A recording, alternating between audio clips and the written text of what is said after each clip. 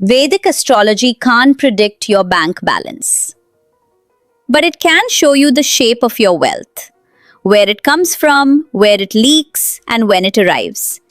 And it's far more specific than you'll be rich one day. In Jyotish, money isn't one signal, it's a confluence. Let's start with the houses. The second house is your accumulated wealth, savings, what you keep. The 11th is gains, income, what flows in. The 5th is speculation and past life merit.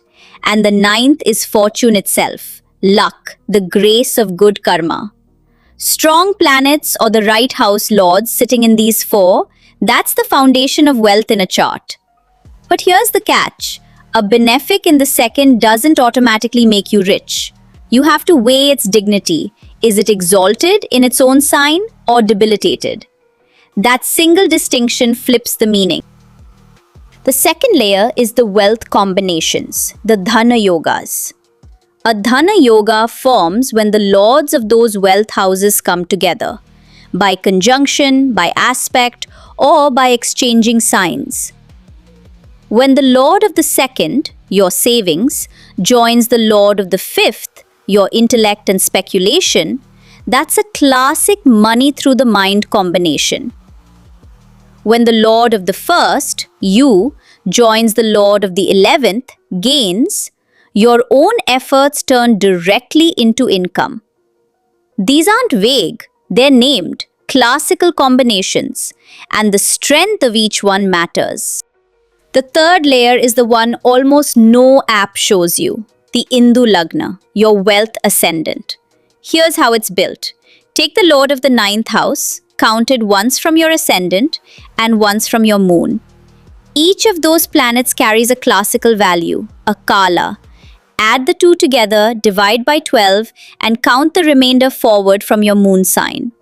Wherever you land, that's your Indu Lagna. And whatever sits on it describes your capacity to hold wealth. A benefic like Jupiter conjunct your Indu Lagna is considered an extraordinary prosperity marker. And the fourth layer is a chart that exists only for wealth, the D2, the Hora chart. Every sign is split in two, the sun's half and the moon's half. Where your planets land across those halves shows your raw capacity to generate and sustain wealth. It's a different lens entirely from your main chart, and a serious wealth reading checks it. The fifth layer brings math into the picture, Ashtaka Varga. Think of it as a point system for every house. A house needs at least 28 points out of 56 to be considered strong. If your 11th house of gains has 35 points, income flows easily. But if your second house of savings only has 21 points, you might make a lot but struggle to hold on to it. It's the ultimate reality check on your chart. Layer 6 moves us out of traditional Parashari astrology and into the KP system, Krishnamurti Paddhati. KP is obsessed with precision. We look specifically at the cuspal sublord of the 2nd and 11th houses.